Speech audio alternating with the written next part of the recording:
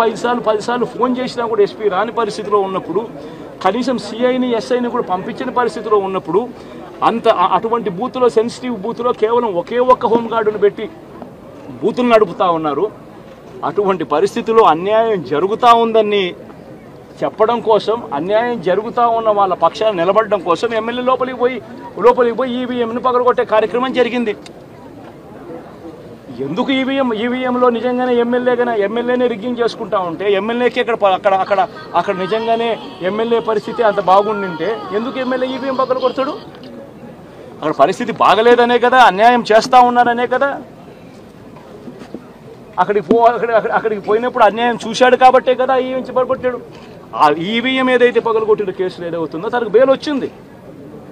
ఈరోజు తాను బెయిల్ అక్కడ లోపల ఉన్నది ఈవీఎం పగలగొట్టిన కేసులో కాదు, తను లోపల ఉన్నది ఈవీఎం పగలగొట్టిన కేసులో. అన్యాయం జరిగింది అని చెప్పి, అన్యాయం జరుగుతూ ఉన్న పరిస్థితిలో ఎమ్మెల్యే అక్కడికి పోయి అడ్డుకునే కార్యక్రమంలో జరిగింది అని చెప్పి కోర్టులు కూడా గుర్తించాయి కాబట్టి తనకు బెయిల్ వచ్చింది. కానీ మళ్ళీ ఆ తర్వాత ఏం జరిగింది? ఆ ఇన్సిడెంట్ జరిగిన 10 రోజుల తర్వాత, ఆ ఇన్సిడెంట్ జరిగిన 10 రోజుల తర్వాత అంటే మే 23వ తారీఖున ఎమ్మెల్యే అక్కడికి వెళ్ళి హత్యాయత్నం చేశాడట. అదే పోలింగ్ బూత్లో హత్యాయత్నం చేశాడంట. ఎవడన్నా బుద్ధునోడు ఎవడన్నా నమ్మదానికి ఉందయ్యా? ఎవడన్నా ఎమ్మెల్యే అనేవాడు అక్కడికి పోయినప్పుడు వాళ్ళు చేస్తూ ఉన్న రిగ్గింగు, ఎమ్మెల్యే దానికి అడ్డుకునే కార్యక్రమం చేస్తూ ఉంటే ఎమ్మెల్యే అక్కడికి పోయి ఎమ్మెల్యే హత్యాయత్నం చేస్తాడా? చెప్పడానికైనా హద్దు పొద్దు ఉండాలి కదా. 10 రోజుల తర్వాత ఎమ్మెల్యే హత్యాయత్నం చేశాడని చెప్పి కేసు పెడతారు 10 రోజుల తర్వాత. ఇప్పుడు నిజంగానే అటువంటి ఇన్సిడెంట్ జరిగిందంటే సిట్టు 17వ తారీఖు నుంచి, మే 17వ తారీఖు నుంచి 20వ తారీఖు లోపల మధ్యలో ఇచ్చిన రిపోర్ట్లో, ఆ సిట్లో అది చెప్పాలి కదా, ఇది జరిగింది, ఎమ్మెల్యే అనే వ్యక్తి హత్యాయత్నం చేసే కార్యక్రమం చేశాడు అని చెప్పి రావాలి కదా. మరి ఎందుకు సిట్ రిపోర్ట్లో రాలేదు? ఈ రకంగా ఒక మనిషిని కేవలం 4 సార్లు ఎమ్మెల్యే, తాను 2000 కన్సిస్టెంట్గా 4 సార్లు ఎమ్మెల్యే గెలిచాడు.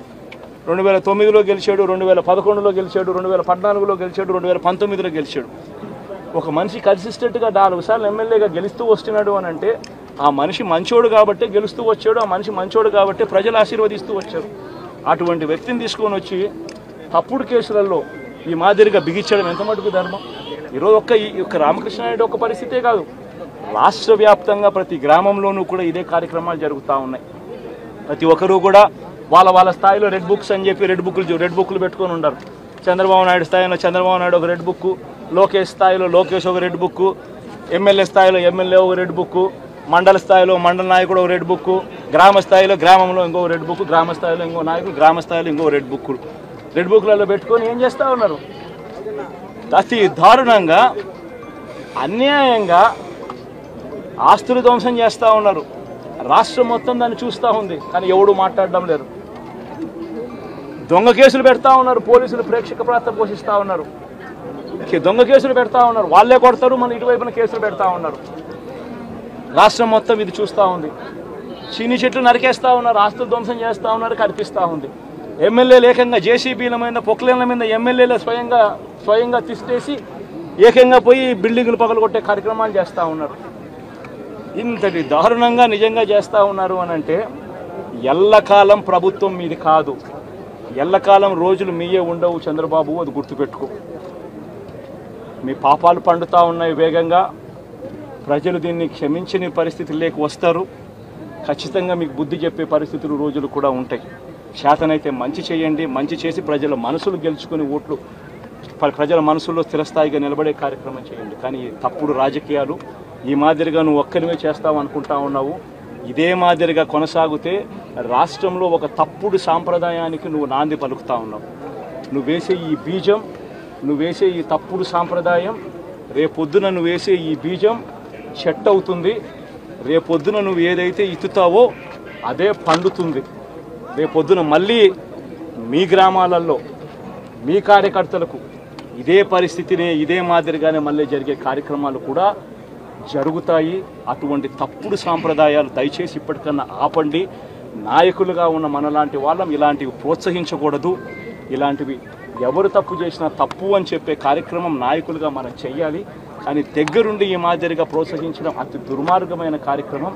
దయచేసి దీనికి ఫుల్ స్టాప్ పెట్టే కార్యక్రమం ఖచ్చితంగా చెయ్యండి చంద్రబాబు అని చెప్పి సందర్భంగా మరొక్కసారి చంద్రబాబును ఈసారి హెచ్చరిస్తున్నామని కూడా చెప్తా ఉన్నాం. ఈసారి కోరడం లేదు, హెచ్చరిస్తున్నామని కూడా చెప్తా ఉన్నాం.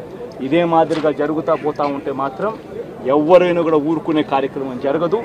రియాక్షన్ అనేది ఖచ్చితంగా ఉంటుందని కూడా చంద్రబాబు నాయుడు సందర్భంలో గట్టిగా చెప్తారు. నెల రోజులైంది, చాలా మంది కార్యకర్తలు కూడా ఇబ్బంది పడిన పరిస్థితి.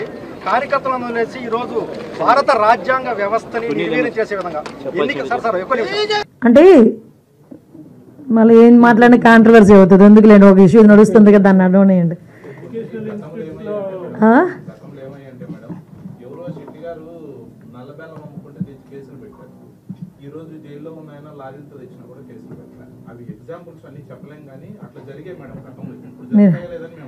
మీరు అంటే విషయం ఏమవుతుందంటేనండి, వాళ్ళు చేసిన ఏదో పాపాలు ఇప్పుడు మేము ఏదో ఇక్కడ అడుగుతున్నట్టు అనిపిస్తుంది అనమాట. లేదండి, ఇందాకే నేను ఏదో చూశాను ఒకసారి. అంటే ఏం మాట్లాడి కొంచెం మళ్ళీ ఎందుకులే కాంట్రవర్సీ అని ఆలోచిస్తున్నాం. కానీ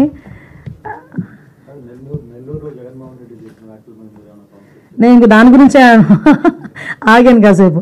ఏమంటే ఒక విషయం చెప్తున్నానండి, పిన్నెల్లి ఆయన మీద ఒక హత్యాయత్నం, ఈవీఎం బాక్సులు బదలుగొట్టారన్న ఒకటి, ఇవన్నీ కూడా రికార్డెడ్గా దొరికినాయి. రికార్డెడ్గా దొరికిన తర్వాత అరెస్ట్ ప్రక్రియ అనేది ఎలా జరిగిందో మనందరికీ కూడా తెలుసు. ఆయనని తీసుకెళ్ళి ఆయన పరామర్శించడానికి జగన్మోహన్ రెడ్డి అనే వ్యక్తి, ఒక మాజీ సీఎం, ఫస్ట్ తీసుకున్న ప్రోగ్రామ్ కూడా ఏంటంటే ఒక ఖైదీని వెళ్ళి కలవటానికని ప్రోగ్రామ్ తీసుకున్నారు. అది అతని ఇష్టం. అది కూడా ఏంటి, ఒక 25 లక్షల రూపాయలు ఖర్చు పెట్టుకొని అక్కడికి వెళ్ళి ఒక హెలికాప్టర్లో వెళ్ళారు. ఒక డబ్బున్నవాడు వెళ్ళాడు, తీసుకొని పెట్టుకున్నాడు. నేను ఇక్కడ ఏమంటానంటే, యాక్చువల్గా పిన్నెల్లి గారికి ఉన్న ములాఖాతులు టైం అయిపోయింది. ఓకే, అయిపోయింది కాబట్టి అయినా కూడా హ్యుమానిటీ గ్రౌండ్స్లో ఒక ఎక్స్-సీఎం రిక్వెస్ట్ చేస్తే పర్మిషన్ ఇచ్చాం. అవునా కదా? ఇంతకుముందు చంద్రబాబు నాయుడు గారిని అక్రమంగా జైల్లో పెట్టినప్పుడు కుటుంబ సభ్యులకి 3వ ములాఖాత్ ఇవ్వాలంటే ఇచ్చేవారు కాదు. కానీ ఈరోజు మేము ఏం చేసాము, అతని రిక్వెస్ట్ అంటే అతనికి పర్మిషన్ లేదన్న సంగతి కూడా తెలుసుకున్న తర్వాత కూడా అతను రెడీ అయ్యారంటే అక్కడ గలాటా సృష్టించడానిక? యాజ్ పర్ రూల్కి పైకి వచ్చి హ్యుమానిటీ బేసిస్ మీద ఇచ్చాం. అఫ్ కోర్స్ ఈరోజు మేము చాలా మంది చెప్తున్నారు దండోపదండాలకు వెళ్తున్నారు, అలాగే వెళ్తున్నారు, ఇలాగ వెళ్తున్నారని. నేను ఒకసారి ప్రిజెన్స్ ఐజీ గారితో కూడా మాట్లాడినా, అసలు ఎంతమంది ములాఖాతులు వెళ్తున్నాయి, యాజ్ పర్ రూల్ ఎలా వెళ్తున్నాయి, మేము అన్నీ కూడా మాట్లాడుకుంటున్నాం. ఆయన బయటకు వచ్చి ఈరోజు బయటకు వచ్చి అక్రమంగా అరెస్టులు చేశారు. అక్రమంగా ఏం సీసీ ఫుటేజ్ చూసిన వాళ్ళు ఎవరైనా అక్రమ కోర్టు ఇచ్చిందండి అతను అరెస్ట్ చేయమని? దేని మీద బెయిల్ వచ్చిందని ఇప్పుడు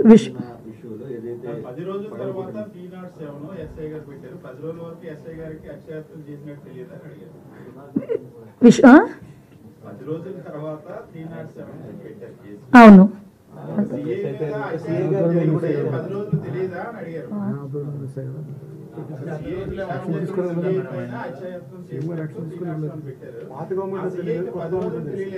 అదేనండి. పాత గవర్నమెంట్ పెట్టనివ్వలేదు, కొత్త గవర్నమెంట్ వచ్చిన పెట్టారు. ఎలక్షన్ కమిషన్ అన్నా అసలు భలే మాట్లాడతారండి సతీష్ గారు మీరు.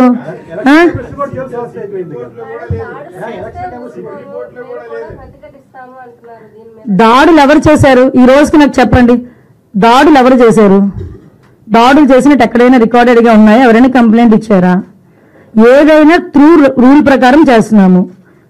రూల్ ప్రకారం చేసేటప్పుడు దాన్ని కూడా దాడుల కింద మాట్లాడుకోవాలనుకుంటే మరి గత 5 సంవత్సరాలు చేసింది ఏమనుకోవాలి? మేము గత 5 సంవత్సరాలు చేసింది ఏమనుకోవాలమ్మా?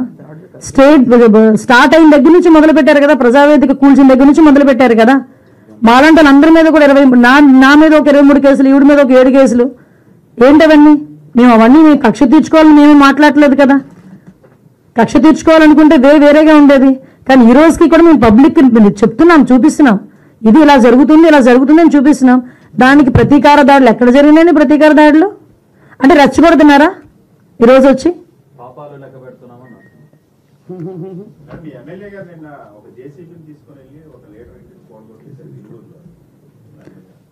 దాని మీద ఆల్రెడీ కేసు కూడా ఫైల్ అయింది కదా. మీరు అది అడుగుతున్నారే కానీ పక్కన చంద్రశేఖర్ రెడ్డి అక్కడికి వెళ్ళి మున్సిపల్ ఉద్యోగుల్ని తోసేసిన సంఘటన అడగరు. అదెవరు కేసు పెట్టారు చూడండి ఒకసారి వెళ్ళి. మేము మాట్లాడితే మళ్ళీ కేసు పెట్టారేమో. ఎక్స్ఎమ్మెల్యే నేను ఏమంటానంటే మీరు క్వశ్చన్ చేసేటప్పుడు కూడా కార్నర్ సెట్ క్వశ్చన్ చేస్తే మేము అంతే కార్నర్గా మేము సమాధానం చెప్తాం. అది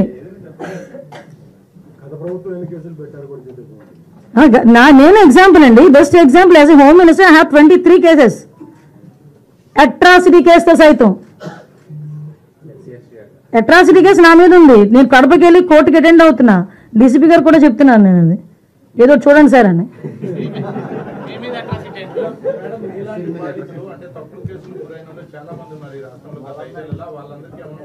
కంపల్సరీ సార్, ఏదైనా త్రూ లా ఏదైతే యాజ్ పర్ లా ఎలా అయితే వాళ్ళకి వెసులుబాటు వస్తుందో మేము అలా చేస్తాం డెఫినెట్గా. ఎందుకంటే అక్రమ కేసులు ఎవరు కూడా భరించాల్సిన అవసరం లేదు కదా. కొన్ని ఛార్జ్షీట్ వేసిన ఉన్నాయి, కొన్ని ఛార్జ్షీట్ వేయని ఉన్నాయి, చాలా ఉన్నాయి ఇష్యూస్ అన్ని. బట్ అన్నిటి మీద ఎంక్వైరీ చేస్తామండి, రీ ఎంక్వైరీ చేయించి అవి కానీ అక్రమం అని తేలితే కనుక వెంటనే ప్రభుత్వం నిర్ణయం తీసుకుంటుంది. Okay, thank you.